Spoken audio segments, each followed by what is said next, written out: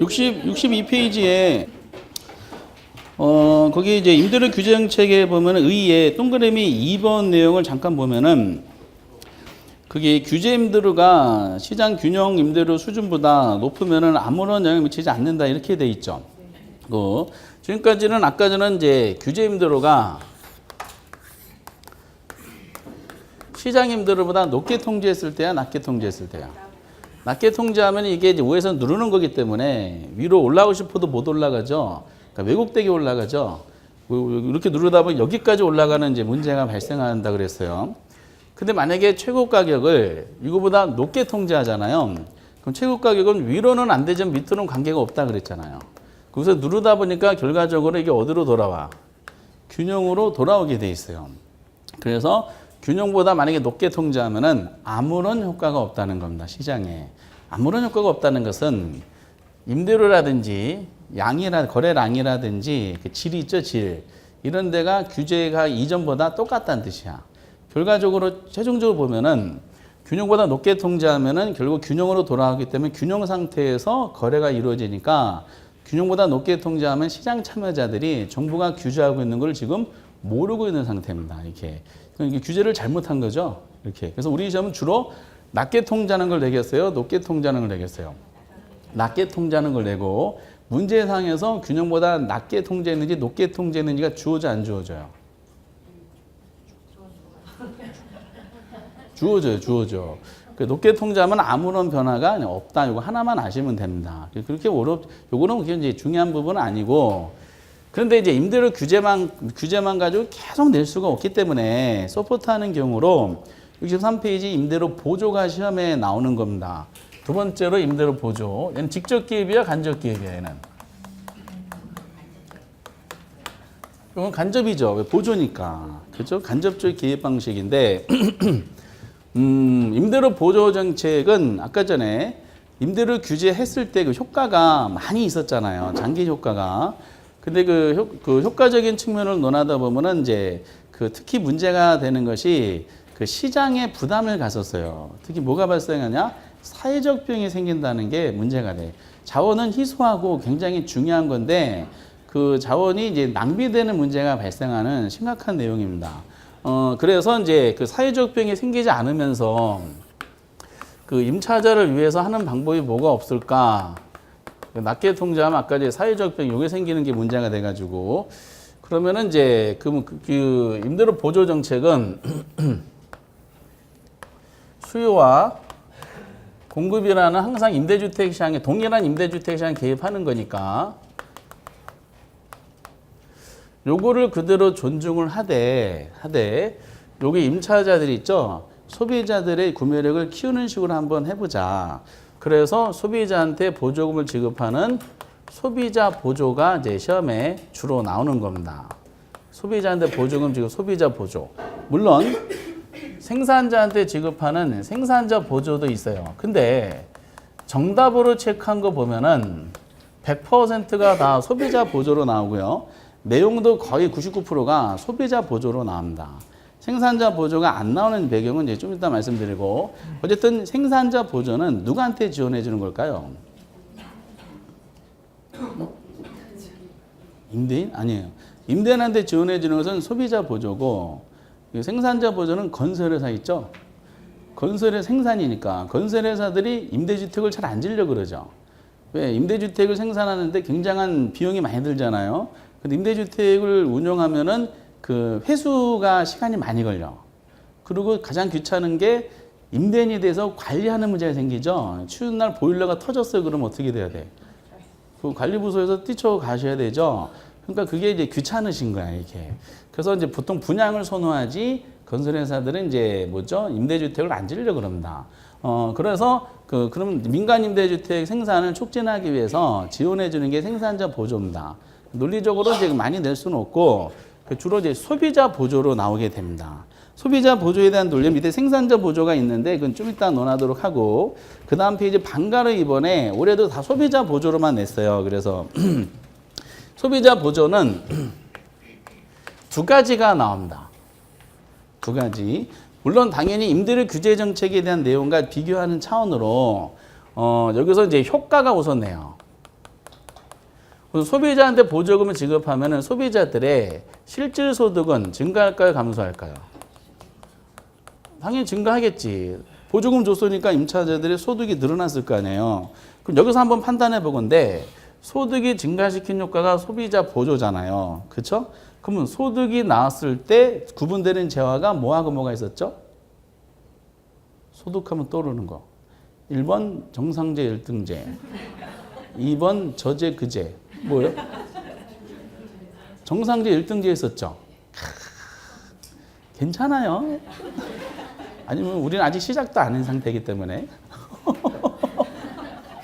근데 임대주택 정책을 낼 때, 아니 임대료 보조 정책을 낼 때, 다음 임대료 보조 정책에 대한 설명에다 뭐 틀린 거, 옳은 거 막 이렇게 해요. 단 가로치고 다른 요소는 일정하다 가정하고 임대주택은 정상제라고 가정한다. 이렇게 보통 표현을 해요. 그럼 보조금 줘서 소득이 증가시킨 효과를 내서 어떤 변화가 일어나려면은 당연히 정상제를 가정해야 돼요. 근데 이제 시험 문제에 보면은 출제인들이 임대주택을 정상제라고 제시해 주는 경우가 있는데 제시하지 않는 경우도 있어. 올해처럼. 제시하지 않는다 하더라도 임대주택은 당연히 정상제로 봐야 돼? 열등제로 봐야 돼? 당연히 정상제로 보고 해야 돼. 열등제로 되면 소득이 늘면 오히려 수요가 어떻게 돼? 줄어드는 거니까 이게 논리적으로 안 맞기 때문에 그냥 정상제로 보고 무조건 생각하셔야 됩니다. 그런데 효과를 봤을 때 이 효과가 시험 문제 내기 위해서는 시간 개념으로 내더라고요. 올해도 보면은 단기적인 측면하고 장기적인 측면으로 구분합니다. 이때 단기하고 장기를 구별하는 것이 경제학적으로 어떤 기간으로 논한 게 아니에요. 어떤 분은 질문을 하신 분이 계세요. 단기는 몇 년이고 몇 개월이에요? 장기는 몇 년이고 이것이 아니고요. 그리고 혹시 중기는 없나요? 중기? 송중기, 중기는 없나? 단기, 중기, 장기 사이 중기는 없어. 오로지 단기하고 장기만 있습니다. 그럼 경제학적으로 그 단기라는 것은 어떤 새로운 경쟁자 있죠. 경쟁자들이 진입하기가 어려운 시간적이고 장기란 말은 새로운 경쟁자들이 들어올 시간을 말하는 겁니다. 이렇게. 그럼 단기적으로 소비자한테 보조금 지급했죠. 그러면 소득이 늘어났으니까 단기적으로는 뭐가 변할까? 임대주택 시장에서. 보조금 줬어요. 임대주택 무슨 일이 발생할까? 뭐가 변해? 우리 항상 어떤 일이 자극을 주면은 뭐가 변합니까? 그러면 시장 안에서는 수요와 공급이 변하는 거야. 먼저. 수요가 변해, 공급이 변해. 수요가 변하지. 왜? 소득은 수요를 미치는 거니까. 그럼 수요가 어떻게 될까?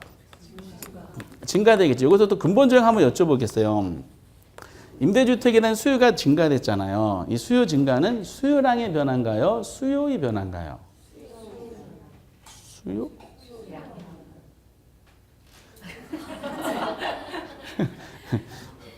너무 오래됐어요. 다시 한번 잘 생각해 보세요. 수요량의 변화라는 것은 해당 재화 가격의 변해서 수요량이 변한 것을 곡선상의 점이동으로 표현하는 것을 수요량의 변화라 그랬죠. 수요의 변화는 해당 재화 가격 이외윤이 변해가지고 수요량의 변한 것을 곡선 자체가 이동해서 표현한 게 수요의 변화였었죠. 지금 여기서 수요가 변한 것은 해당 재화 가격이야, 해당 재화 가격 이외윤이야. 이윤이잖아. 정부가 개입을 해서 보조금을 줘서 소득을 증가시킨 효과가 나타난 거니까 이거는 가격 이외의 요소죠. 이건 당연히 수요의 변화가 됩니다. 수요의 변화 중에 이거는 증가죠. 증가는 곡선이 움직이지. 어느 쪽 움직여? 오른쪽으로 이렇게 움직여요. 그럼 수요가 증가되면 그 다음에 뭐가 변해야 돼? 아니, 가격이 변해야 되지. 수요가 먼저 움직였으니까 다 절차대로. 그러면은 여기는 이제 임대주택이니까 가격을 임대료로 대체하면은 임대료가 상승해요, 하락해요? 상승하겠죠. 전부 다 수요 공급 원리야. 임대료가 상승하니까 임대주택 시장에 초과액이 발생했다고 보시면 돼. 근데 이 초과액은 누가 가져갈까? 임차인이 가져갈까요? 임대인이 가져갈까? 임대인. 그러니까 이거는 기존의 임대인이 가져가는 거야. 그러니까 임대료 보조는 단계는 누구한테 혜택 가져다 주는 거예요? 임대인한테 혜택 가져다 주는 거야. 임차자가 혜택 보는 게 아니에요. 지금 보시다시피 수요 보조금 줘서 소비자한테 수요가 늘어났잖아요. 수요 구조는 어느 쪽 움직여? 우측으로 움직였지. 우측으로 움직이니까 새로운 균형이 생겨서 임대료가 상승했을 거 아니에요. 요만큼이 초과액이 발생한 거야. 그러니까 옛날에 생산자가 요만했던 것이 생산자 이만큼 키워졌잖아. 그러다 보니까 이제 임대료 보조는 단계는 임대인 통장만 그 통장 잔고만 늘리는 효과를 가져다 줘요, 이게. 그러니까 예를 들어서 만약에 100만 원이다. 100만 원이 너무 세다. 그러니까 정부가 개입해서 보조금 50만 원 지원해 줬어.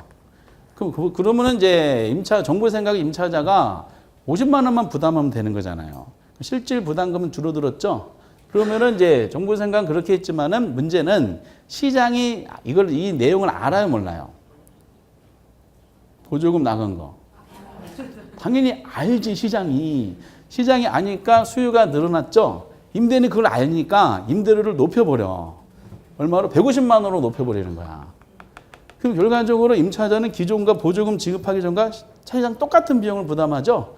결국 50만 원이라는 정부 보조금은 결국 임대인만 배불지게 되는 거죠. 그럼에도 불구하고 선진국에서는 임대료 규제보다는 임대료 보조 정책을 시행하는 경우가 있거든요. 그게 이유가 장기 효과를 도모하기 때문에 그래요. 사회적 병이 생기지 않으면서. 그러면 이제 이게 이런 일이 발생했어. 임대사업이 괜찮아요? 아니면 괜찮아요? 괜찮지. 임대에서 괜찮은 소문이 퍼지잖아. 옆 사람이 임대사업해서 돈을 엄청 벌었다는 얘기가 들리죠. 와, 그래서 뭐 해외여행도 한 364일 돌아다니고 있고 막 그런 일이 발생한 거야. 그러니까 나도 한번 해볼까 해가지고 그 다음에 장기에 무슨 일이 발생할까? 공급이 증가되는 거야. 그럼 새로운 경쟁자가 들어오죠. 그럼 기존의 임대인과 새로운 임대인끼리 경쟁하겠죠. 그럼 그런 과정 중에 공급이 증가되니까 다시 임대료가 어떻게 돼? 임대료가 하락하게 돼요. 다시 원래 수준으로 공급이 증가되면서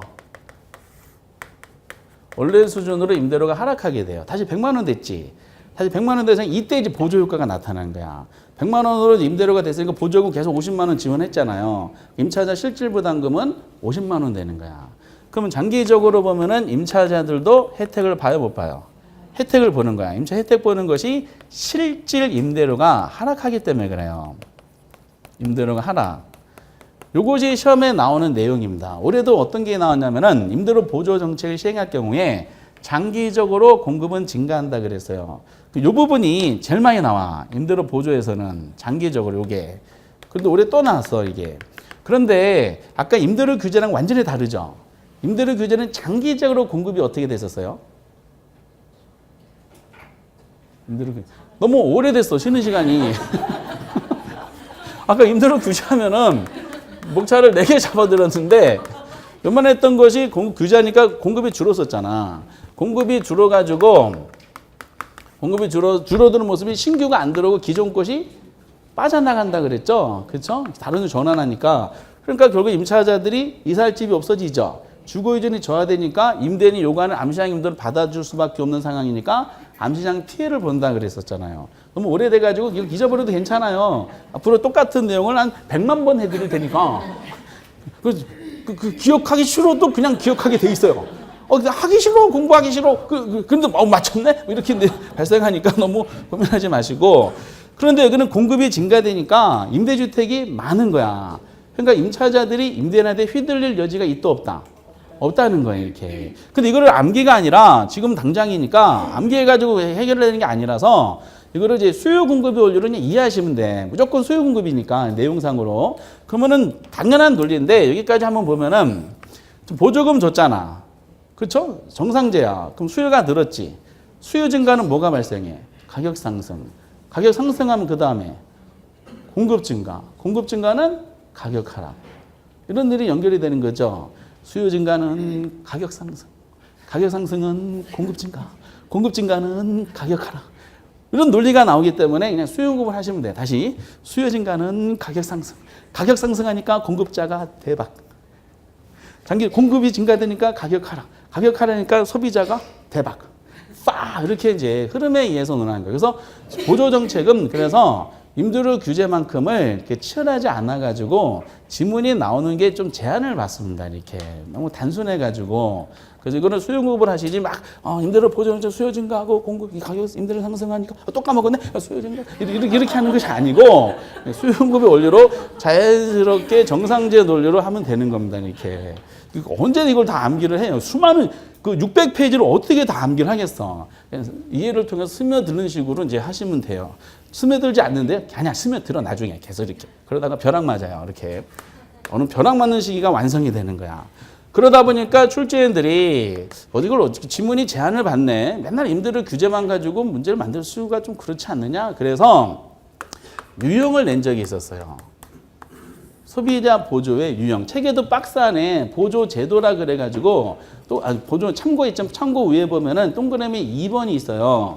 보조 방식이라고 이제 언급이 되거든요. 근데 그 현금 보조가 있고 가격 집세 보조가 있습니다. 그래서 기억의 현금 보조, 즉 소득 보조랑 오른쪽에 가격 보조, 집세 보조 이 두 가지로 하시면 되고 주택 바우처 제도가 되는데 바우처는 일종의 집세 보조의 일종인데 조금 잘못된 것 같기도 하지만 어쨌든 뭐 관계가 없어요. 그래서 기억의 현금 보조하고 가격 보조 두 가지만 시험에 사실상 내고 있는 걸로 보시면 돼요. 유형에 보면 두 가지가 이제 지금 언급하는데 우리 정책상의 명칭을 한번 보도록 하겠어요. 정책상에서는 소득 보조란 말을 쓰더라고요. 소득 보조는 뭐 하는 거냐면은 소득 보조 경제학에서는 이거는 현금 보조라 그래. 그러면 누구한테 지원해 주는 걸까? 임차자한테 직접 지원해 주는 거를 소득 보조라 그래. 어떻게 지원해 줘? 현금을 직접 줘버리는 거야, 이렇게.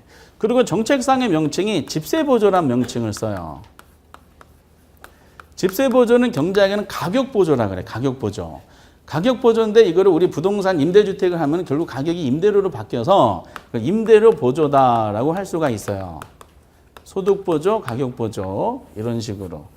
그래서 이거는 소득 보조, 집세 보조는 정책상의 명칭이고 현금 보조, 임대료 보조는 경제학적인 명칭입니다. 근데 우리는 이렇게 했어요.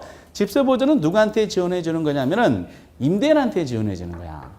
임대인을 지원해 주되 임대인한테 이제 적정 임대료 수익을 우리가 어느 정도 보장해 주겠다. 다만 조건이 임차자를 확보해야지 줘요.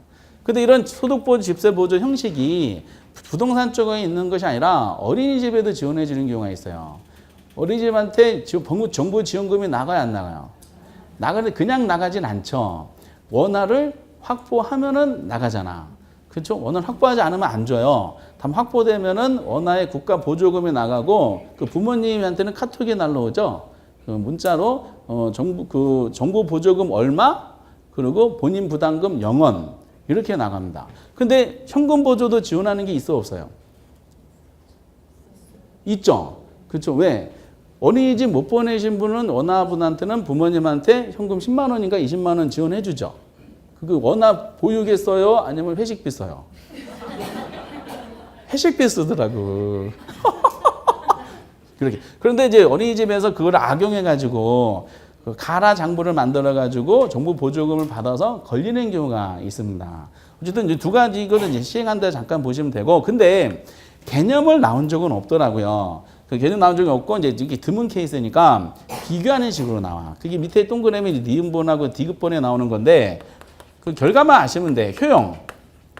효용이라는 것은 뭐냐면은 임차인의 만족감이야.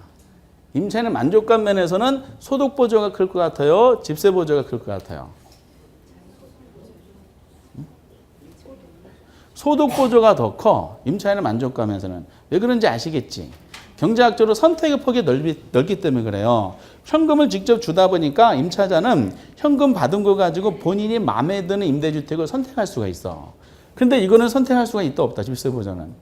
선택할 수가 없어. 임차자가 지자체에 가셔가지고 좀 부담이 되니까 좀 저렴한 임대주택이 없습니까? 우리 지원금이 나가는 임대주택이 있으면 거기 들어가시면 저렴하실 겁니다. 월세가 50만 원인데 우리 정부 지원 30만 원 나가니까 본인 부담은 20만 원 정도만 하시면 되실 거예요. 그럼 거기 들어가고 싶어요. 어디예요? 예, 멀진 않아요. 평택역에 도보로 20년 거리에 있어요. 이런 식으로 해가지고 언급하는 거죠. 그러니까 이건 선택의 여지가 없고 이건 선택의 폭이 넓기 때문에 만족감은 이게 더 크다 이렇게 표현합니다. 둘 다 효과는 있지만은 경제학적으로. 근데 정책적인 효과는 완전히 다르더라고요. 정책상 효과는 주택 소비 증가면이야. 주택 소비 증가면에서는 두 가지가 다 효과가 있는데 어느 게 더 크다 이렇게 표현해요. 어느 게 더 클까? 집세 보조가 더 큰 걸로 이제 시험에 나오고 있어요. 왜 그럴까요? 그렇죠. 그래서 그런 거야. 소득보조 현금을 줬잖아. 현금을 받아가지고 봄에 많은 애들이 임대주택을 선택하러 돌아다닐 거 아니에요.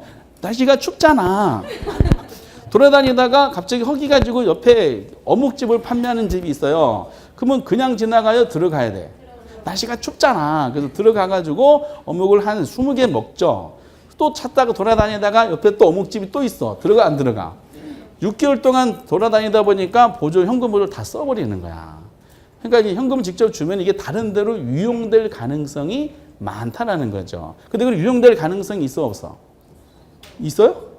없지. 임차자한테 현금 주는 것이 아니라 지원해 주는 거니까 집주인한테. 그래서 이제 다른 데로 유용될 가능성이 없는 이것이 소비 증가 면에서는 더 크다라고 얘기하게 되는 겁니다. 이렇게. 우리는 그래서 이게 많이 내지는 않고 이렇게 돼요. 그래서 소득 보조의 단점을 보완하기 위해서 주택 바우처라는 걸 시행하는 경우에서 주택 바우처는 뭐 주는 거냐면은 쿠폰 주는 거예요. 현금을 안 주고 이렇게. 쿠폰 줘서 쿠폰을 임대료로 대신해서 집주인한테 내는 겁니다. 그 임대료를 받아가지고 쿠폰을 받은 임대인이 지자체가 현금화 시키는 거야. 이렇게. 그런 부분들인데 뭐 크게 중요하진 않고요. 그래서 이제 제가 대통령 되면은요, 저는 이제 임대료 보조 정책을 이런 건 안 쓰고 저는 현물 보조할 거예요. 현물 보조는 집을 그냥 줘버리는 거야. 이렇게. 임대주택 줘가지고 세입자한테 그냥 줘버리는 거야. 어때요? 기간은 한 50년 이렇게. 괜찮지 않아요? 재원은 어떻게 말하면 그거는 당선되고 생각하도록 하겠어요. 당선되는 게 중요하지 뒷수습은 나중에 생각하는 겁니다. 이렇게. 그래서 이제 이런 부분들에 대해서 이제 구분하는 건데 그런데 많이 내지 않고 꼭 아셔야 될 것은 요거를 이해하셔야 돼요. 이게 소비자 보조에 대해서. 근데 이제 생산자 보조가 앞에 약간 설명이 되어 있는데 그 생산자 보조는 그 제일 꼭대기 동그라미 2번을 보시면 돼요. 64페이지 꼭대기 2번. 거의 출제되지 않으니까 참고만 하시기 바랍니다.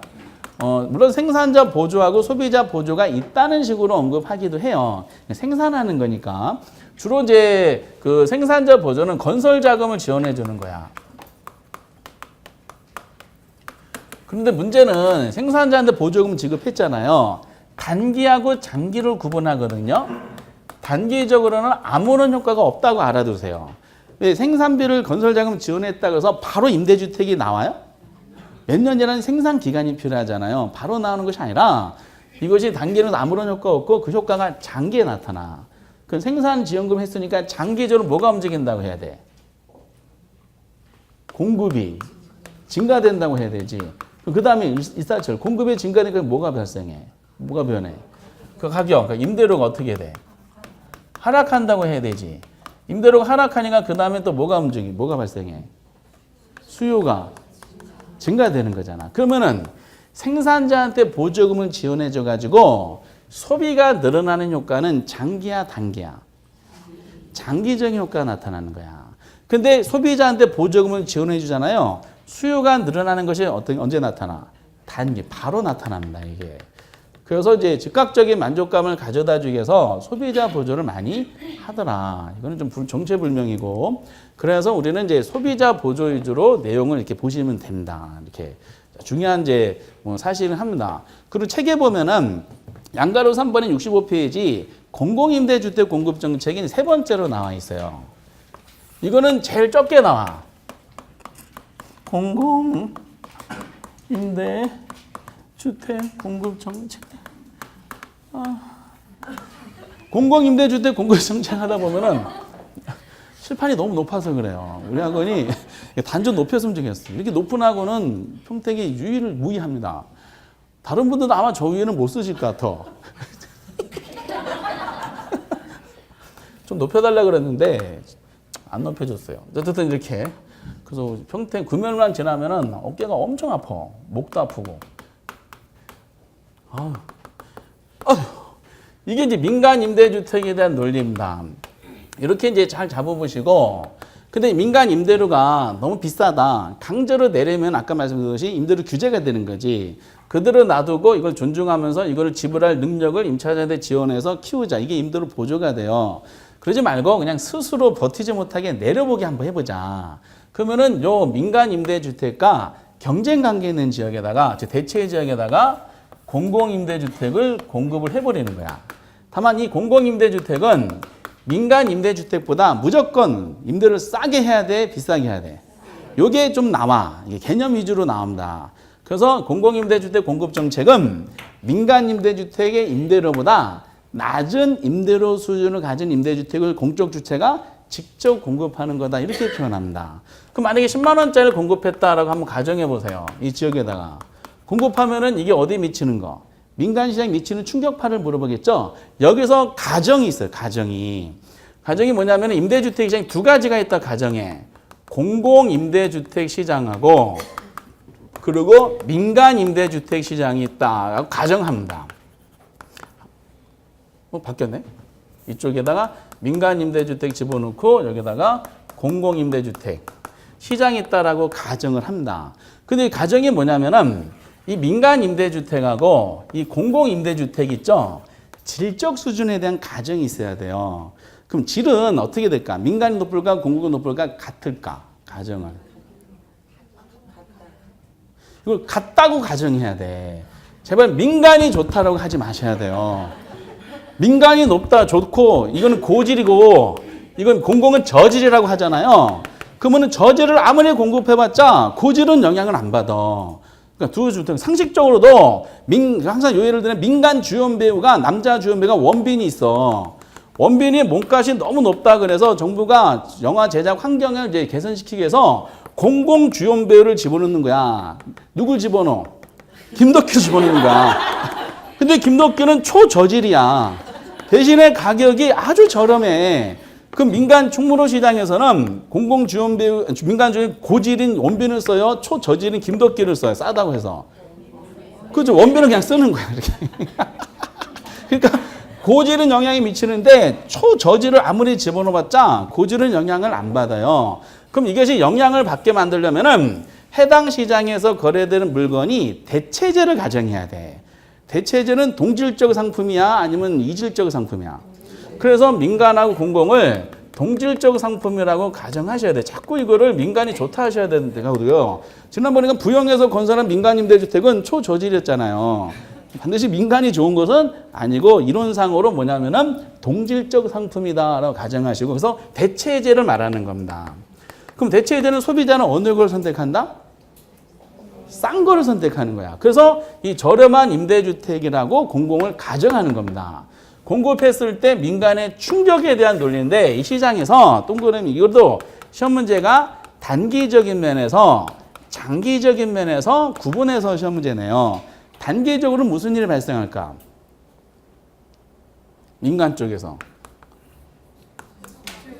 그렇죠. 싼 게 대체재인데 싼 게 들어왔잖아. 그 민간에 있는 임차자들 100만 원인데 여기는 10만 원이네. 일로 가겠어 안 가겠어요?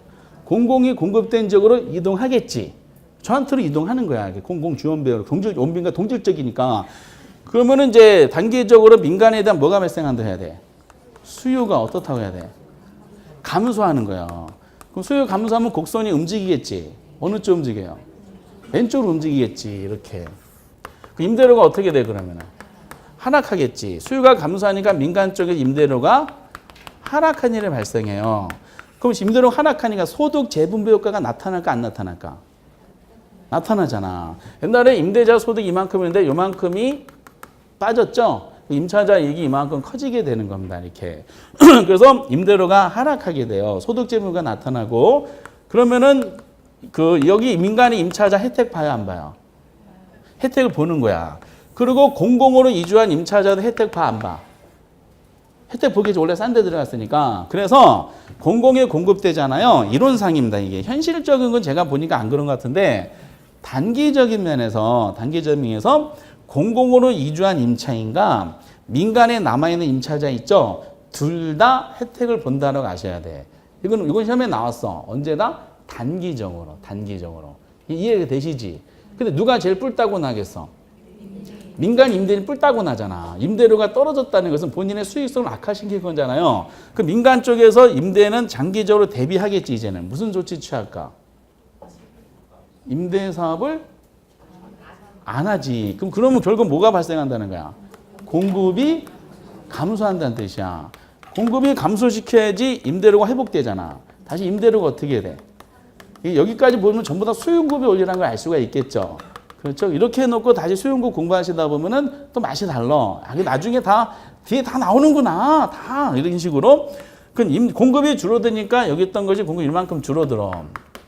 다시 임대료가 옛날로 회복이 됐잖아요. 그쵸? 그러면은 이제 임차자, 민간에 남아있는 임차자가 혜택 봤을까 못 봤을까? 못 봤어. 공공으로 이주한 임차자는 원래부터 혜택 받겠죠. 그럼 장기적으로는 공공으로 이주한 임차인만 혜택 보고 민간에 남아있는 임차자는 혜택을 못 본다는 거예요. 그래서 공공에 공급돼서 민간과 공공에 둘 다 혜택 보는 임차자는 단기적인 현상이라는 거죠. 이걸 암기해야 돼? 이해하셔야 돼? 그러니까 대체제의 개념을 이제 잡았고요. 싼 게 들어왔어. 비싼 시장에 대한 논리죠. 그 비싼 거니까 비싼 거에 대한 수요가 감소. 수요 감소는 가격 하락. 가격 하락은 공급 감소. 공급 감소는 가격 상승. 이야, 그냥 논리지 이렇게. 다시 수요 감소, 가격 하락. 가격 하락하니까 소비자 대박. 우와. 다시 공급 감소니까 가격 상승. 그러면 소비자는 슬프고 이런 일이 발생하게 되는 겁니다. 근데 보통 여기까지는 그래도 이제 동감할 수 있는데 이제 거기 책에도 일부가 있지만은 옛날에 이제 좀 오래된 지문 문제인데 요즘에는 공공임대주택 공제는 단독 문제는 잘 안 내고요. 지문으로 가끔 들어갑니다. 그 책에도 있는데 어떤 논리냐면은 사회 전체 이게 에피소드가 있어서 저 개인적으로 옛날에 사회 전체의 임대주택 수예요. 사회 전체 임대주택 수라는 거 딱 한 번 나왔었는데 사회적 임대주택 수라는 것은 민간 임대주택 시장의 임대주택과 공공시장의 임대 두 가지를 뭐죠? 합한 전체 수를 말합니다. 그럼 단기적으로는 사회 전체 임대주택 수는 어떻게 될까? 증가할까요? 감소할까요? 불변일까요? 증가가 되겠지. 왜? 공공이 들어온 만큼 늘어날 거 아니야. 여기까지 이해되세요? 그럼 장기적으로는 어떻게 될까? 전체 임대주택 수는 증가할까요? 감소할까요? 불변일까? 감소. 질문 잘못했네. 사회적 임대주택 수는 1번 불변, 2번 물변, 3번 설사. 어느 거요? 불변이 되는 거야. 장기적으로는 전체 임대 변하지 않는데 그 이유가 가정 때문에 그래요. 공공이 들어왔지. 공공이 들어오기 전에 민간이 100채 있었고 여기도 100채 있었으면은 200채가 기존에 있었잖아요. 근데 공공이 50채가 들어왔어. 그럼 단기적으로 민간 공공이 150채 됐잖아. 전체는 얼마가 돼? 250채 늘어났잖아요. 근데 공공이 들어온 만큼 민간이 장기적으로 빠져나간다고 가정하는 거야. 50채가 들어와서니까 장기적으로 민간 쪽에서 50채가 준다고 가정해요. 그리고 50채 되고 150채 되니 전체가 200채가 됐지. 전체 수는 어떻다? 변하지 않는다라는 겁니다. 이게 이해되세요?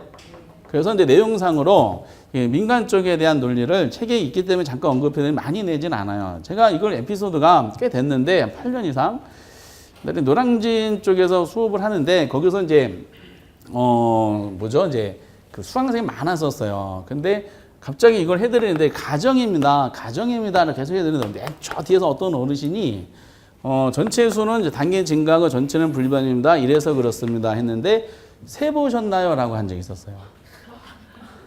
새 보셨나요? 이렇게 이제 학원이 조용했었어요. 그분이 이제 어르신 여러 분한테 자꾸 여쭤보는 상황인데 똑같은 질문 그 과목마다 다 조용했었어요. 그래서 저는 이제 잠깐 생각해서 새 보셨다고 가정하시기 바랍니다. 이렇게 했었어요. 이렇게. 이게 늘어난 거하고 줄어든 것을 제가 세보았다고 가정해서 똑같다고 가정한 전체는 불변입니다. 그랬더니 그래도 세보셔야지 이렇게 했던 얘기. 그래야지 이게 정확하게 이제 알 수가 있죠. 막 그러셨는데 그래서 이제 그분 요거 들어갈 때마다 항상 생각이 납니다.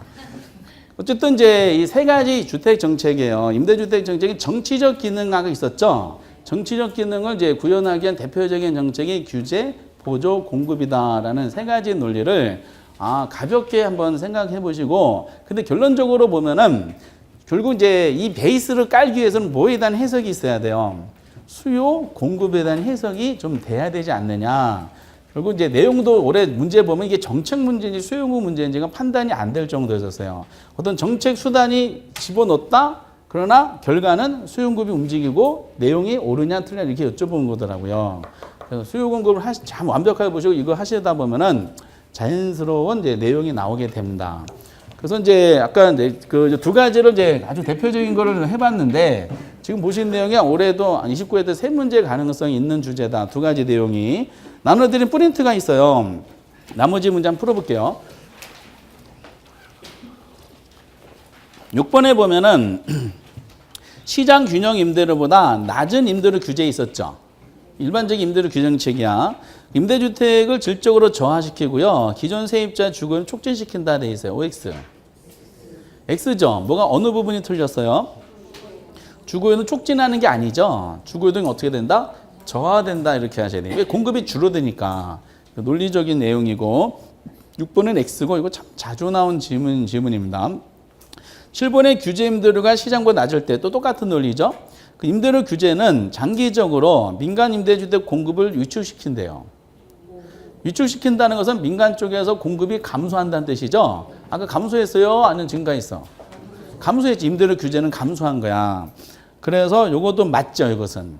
그리고 8번의 규제가 시장보다 낮을 때 또 계속 일반적인 경우인데 임대주택 시장이 초과수 현상이 나타날 수가 있대. 맞죠? 아까 초과 수요가 나타났었죠? 이게 이거 초과 공급이라고 올해 정답으로 틀리게 나온 적이 있었다 그랬어요. 8번도 맞아요. 9번에 주택 임대료 보조 정책을 시행했네. 그럼 장기적으로 임대주택 공급이 증가할 수가 있대요.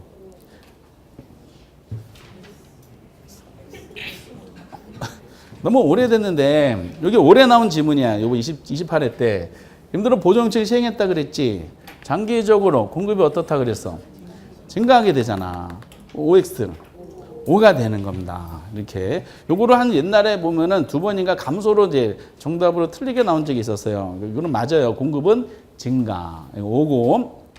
10번의 공공임대주택 공급으로 소득재부 물가를 기대할 수도 있대요. 맞죠? 이건 작년에 나온 질문입니다. 아까 민간 쪽 임대료가 낮아지잖아요. 이렇게 이제 언급이 되고 수준은 거의 이 정도다라고 보시면 돼. 어려운 것은 뭐 우리가 이제 20% 어려운 난이도는 따로 하면 되고, 그리고 조세에 대한 논리는 이제 설명이 안 되기는 논할 수가 없고, 그런데 여기서 이제 말씀드리고 싶은 것이 뭐냐면은 전략과 전술을 잘 세우셔야 돼. 우리는 100점 맞을 필요가 있는 시험이에요? 그럴 필요가 없어요. 그러면 스트레스 엄청 받아요. 우리는 60점만 받아도 합격인 시험인데 1번부터 18번, 18번까지가 아마 정책으로 마무리될 거예요. 물론 이제 문제가 이제 책 교과서 순서대로 출제되진 않지만은 출제한 거를 다시 재배열하면 아마 이 정도가 나와요. 그 45점 정도가 맞히는 거야. 그 전략과 전술인데 이 정책론까지 앞으로 공부할 때 심혈을 기울이셔야 돼. 그러니까 앞부분 내용 있죠? 이거를 하나도 틀리지 말아야지라는 목표의식을 가지고 많은 내용과 많은 문제를 계속 풀어주셔야 됩니다. 그리고 이제 이게 45점은 이제 확실하게 거의 다 맞을 수가 있으실 것 같아. 그렇죠? 그런 다음에 후반부가 있는데 후반부에 보면 어려운 게 3가지가 있어요. 근데 어려운 것 중에 쉬운 분야가 하나 나와. 근데 이게 요즘에 앞부분을 자꾸 내대. 쉬운 분야가 뭐냐면 관리라는 파트가 있어요. 부동산 관리. 하나. 다 암기사항으로 아주 간단하게 나와요. 그리고 마케팅이라는 게 있어요. 그것도 결국 공부하다 보면 이제 한 2페이지 정도밖에 안 돼요. 정리해보면은. 마케팅 한 문제. 그리고 부동산 개발이 있어요. 이것도 한 2문제야. 그 3군데에서 몇 문제가 나온다? 4문제가 나와. 이거는 나중에 여러분 공부해보시면은 이거 막판에 7월달 이후에도 되는 파트인데 이거 다 맞으실 거야. 올해도 그래요. 그럼 이거는 다 맞아. 4문제. 그럼 총 몇 문제야? 22문제를 맞으신 거지. 그 몇 점에도 55점이야. 그래서 전반부 정책하고 3군데 하다 보면은 전략과 전술인데 22문제 55점이 맞은 상태예요. 그 나머지가 부동산 투자론, 책 찢어보고 싶은 욕망이 생기고, 그리고 금융론, 그리고 감정평가, 이렇게. 여기에서 기본으로 이제 나머지 몇 문제 남았어? 그죠? 40문제니까 40에서 22개 빼자니 18문제 남았어요. 18문제 중에 우리 몇 문제만 맞으시면 돼? 그러니까 22문제 맞았잖아. 2문제만 더 맞으시면 돼. 그래서 틀리고 하나 맞고 틀리고 하나 맞고 이렇게 이제 하시면은 전략이 전술이 되는 거죠. 말씀드린 이유가 우리는 그 난이도를 봤을 때 여기까지가 이제 하나의 틀이고, 그리고 난이도 어려운 거 3가지가 이제 별도의 테마가 되는 겁니다. 이렇게. 그래서 투자론이 8문제가 나오는데 이 투자론 8문제에 대해서 효율적으로 하셔야 돼요. 투자론이 이제 우리 뒷부분 3가지 2문제만 맞추면 되는 상황인데 여기서 더 맞잖아요. 더 맞추시면은 앞부분은 일부러 몇 개를 틀려주셔도 되는 여유가 생기는 겁니다. 이렇게. 그래서 어디서 틀려줄까 고민하시면서 공부하는 게 부동산학 개론입니다. 그래서 이제 난이도 최고의 특히 이 세 가지 중에 우리가 꼭 필연적으로 공부하셔야 될 최고 난이도가 투자론에 있어요. 그래서 투자론 주제가 67페이지에 대한 논리가 나옵니다. 67페이지가 이제 내용이 아주 개락적으로 되어 있는데 이 부분에 대해서 이제 다 하기보다는 구체적인 용어 있죠, 용어하고 아주 중요한 부분 위주로 다음 주에 한번 투자론에 대한 기본적인 맛을 한번 느껴보도록 하겠어요. 투자론은 그래서 어떤 뭐라 그랬어요? 지난 OT 때 가장 중요한 분야가 세 군데라 그랬죠. 부동산 경제론, 수요금융 나온 거, 그리고 투자론, 금융론이야. 두 번째 투자론에 대한 논리가 어떤 내용이 있는지 다음 주에 한번 요 내용을 진행해 보도록 하겠습니다. 이렇게. 그렇다 해서 미리 읽어오지 마세요. 읽어오시면 학원 안 나오실 거야. 그러니까 이제 아무 생각 없이 오셔서 듣고 그냥 아무 생각 없이 다음 주에 가시면 되는 겁니다. 8문제짜리에 대한 일부를 한다는 거 아시면서 다음 주에 투자론을 들어간다는 거 아시면서 다시 다음 주에 뵙도록 하겠습니다. 오늘 대단히 수고하셨습니다. 감사합니다.